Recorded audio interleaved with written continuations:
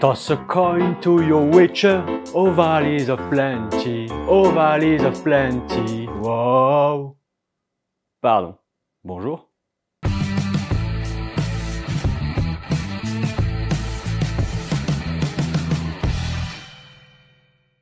La série The Witcher est basée sur une saga littéraire écrite par ce monsieur-là, qui nous raconte l'histoire d'un chasseur de monstres, un Witcher, Geralt de Rive.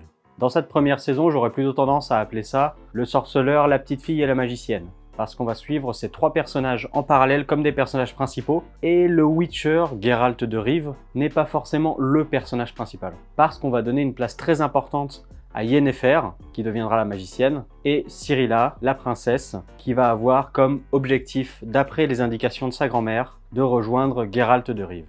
Donc nous sommes dans un univers de fantasy complètement fictif, où il va falloir suivre en plus de ça, trois histoires en parallèle qui se passent dans des époques différentes. Et lorsqu'on ne connaît pas la saga de base ou le jeu, un peu comme moi, dans ce cas-là, il va y avoir du boulot pour assimiler tout ça.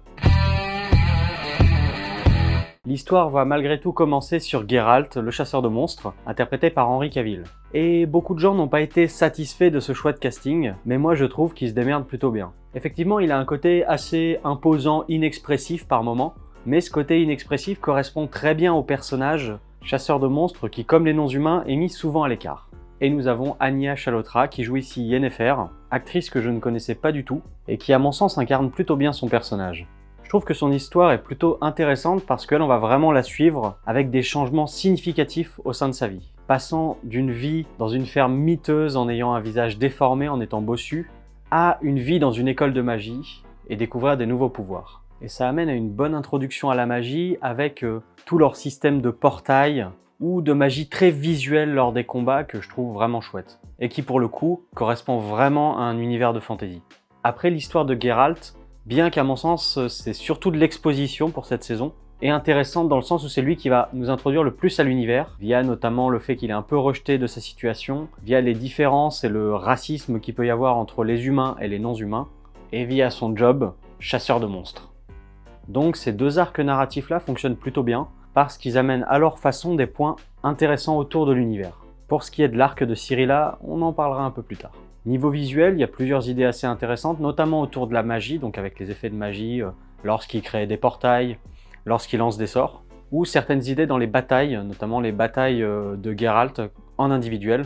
De manière générale, quand il s'agit des batailles, en principe des duels, ils sont vraiment efficaces, c'est très chorégraphié, mais je trouve que ça fonctionne extrêmement bien, c'est vraiment jubilatoire. On sent que c'est chorégraphié dans les personnages qui tournent, dans les mouvements un peu inhabituels. Mais je l'accepte, on l'accepte parce que ça fonctionne très bien et ça permet de mettre en avant un petit peu la force physique mais aussi la magie au sein des combats. Et après, sans spoiler, la bataille de fin est aussi très intéressante via l'aspect magique qu'elle apporte. Donc à mon sens, on est très loin quand même d'une bataille qu'on peut voir, vu que les comparaisons sont de mise, dans Game of Thrones ou dans Le Seigneur des Anneaux par exemple, où les batailles sont beaucoup plus bataille à l'épée classique. Là, il y a vraiment un aspect magique qui change vraiment la chose, pour la bataille finale en tout cas. Après, on a des décors plutôt intéressants, même si la multitude de lieux, quand on connaît pas l'univers au début, est un petit peu compliqué à assimiler. Et il y a un point aussi au niveau de la colorimétrie, donc des différentes teintes de couleurs. Ça a un aspect très particulier que je trouve très bien réussi, parce que quand on regarde une image de The Witcher, c'est vraiment une image de The Witcher, donc on peut à mon sens pas facilement faire des comparaisons avec autre chose en termes d'image. Ils ont réussi vraiment à trouver une identité visuelle. Et ça, c'est un gros plus parce que c'est pas forcément facile. Et dans le cadre d'un univers de fantasy, ça s'y prête extrêmement bien. Autre point positif, la musique. J'adore la musique de la série. Autant Toss a Coin to Your Witcher parce qu'on est en février, c'est sorti en décembre et on en a entendu parler dans tous les sens. Donc elle a fait un gros buzz alors que officiellement la bande originale n'est sortie que fin janvier. Et elle s'était déjà distribuée partout sur internet, donc la musique a fait un buzz avant qu'elle sorte officiellement par Netflix, donc c'est bien qu'il y a eu quelque chose avec cette bande originale.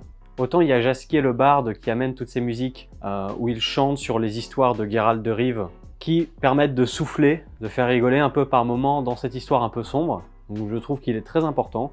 Autant il y a aussi toutes les musiques autres qui amènent vraiment quelque chose qu'on n'attendait pas forcément, parce que là où on attend quelque chose de très symphonique comme dans un Game of Thrones ou Seigneur des Anneaux, pour reciter les deux exemples un peu classiques, ici on est sur quelque chose d'un peu différent, qui se démarque vraiment. Donc je vous conseille d'écouter la bande originale parce qu'il y a eu les je crois, 20 premiers thèmes qui ont dû s'extraire de fans qui ont fait eux-mêmes leur mini BO qui se distribuaient avant que la BO officielle sorte. Mais après, il y a eu la sortie officielle, et avec la sortie officielle, on a une BO beaucoup plus complète, donc qui permet d'explorer tout un tas d'autres thèmes qui sont vraiment intéressants.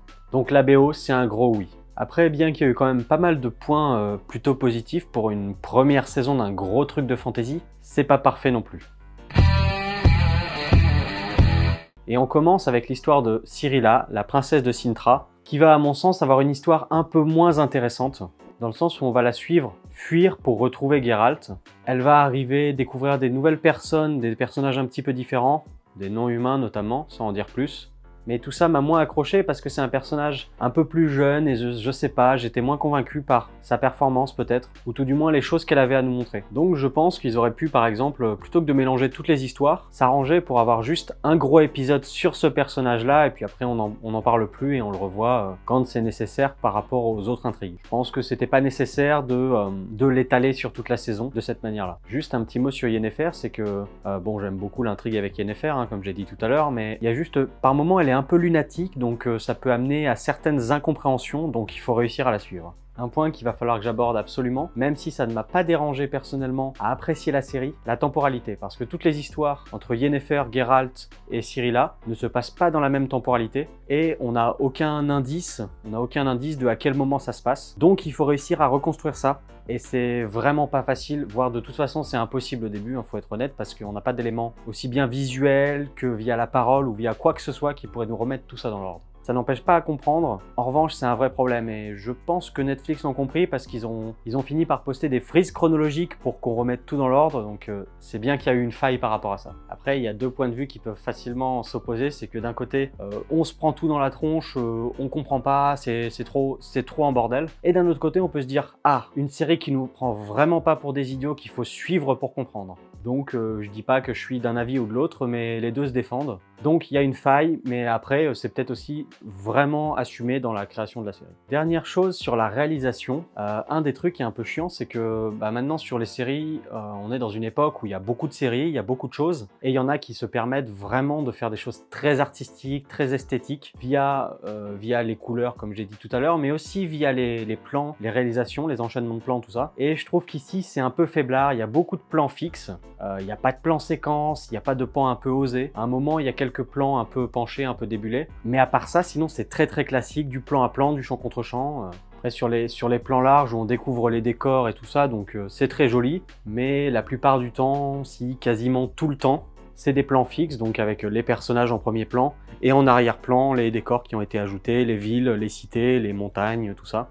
Donc je trouve ça par moments un peu dommage, ça aurait été amené un peu d'appuyer le scénario via certains grands plans. Donc c'est pour ça que tout à l'heure je validais à fond les batailles, parce que les duels de Geralt sont ceux qui ont vraiment ils ont aussi une réalisation avec un plan qui le suit sur toutes ces actions qui sont intéressantes à ce moment-là, quoi. Tout le reste du temps, c'est du plan-plan, et c'est dommage.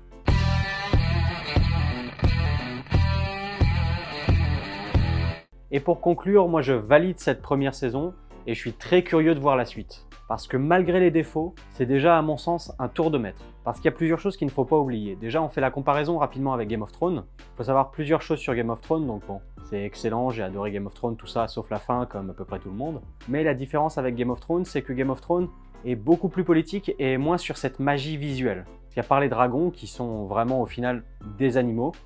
Au niveau de la magie, c'est beaucoup moins appuyé, beaucoup moins visuel, il n'y a pas toute cette grosse magie visuelle qu'il y a dans les purs univers de fantasy, comme on peut voir dans Warcraft par exemple, ou dans certains jeux vidéo, mais pas trop au cinéma ou à la télévision. Donc pour moi déjà via ça, il y a un gros tour de force, parce qu'il s'agit de montrer de la magie très visuelle, de couleurs, donc c'est de la pure fantasy. On n'en a pas dans Game of Thrones, donc Game of Thrones ne va pas aussi loin dans la fantasy, elle prend plus une grosse part politique qu'on aura moins ici. Et je n'ai pas vu de la grosse fantasy aussi osée depuis Warcraft au cinéma, si mes souvenirs sont bons. Donc autant dire que ça arrive pas souvent, sauf peut-être sur certaines séries obscures qui sont classées série B avant même d'être sorties. Et là, alors qu'elle frôlerait pour aller dans cette direction-là, elle n'y va pas et c'est très fort parce que en série télé, j'en connais pas d'autres qui l'ont fait. Dans ce sens-là, j'entends, hein, parce qu'après tout ce qui va être autour des monstres ou des choses beaucoup plus visuelles, purement comme une créature modélisée en 3D, dans ce cas-là, il y a plein de choses. Mais avec de la magie pure, beaucoup moins, voire pas du tout. Après, si vous connaissez d'autres séries très bien qui prennent ce parti magique, n'hésitez pas à me les conseiller parce que je serai, je pense, le public pour. Même si c'est des trucs obscurs, un peu bizarroïdes, je suis très curieux. Donc c'était pas facile, mais il faut pas oublier que c'est une première saison, donc j'ai l'espoir que ça évolue en termes de réalisation par la suite.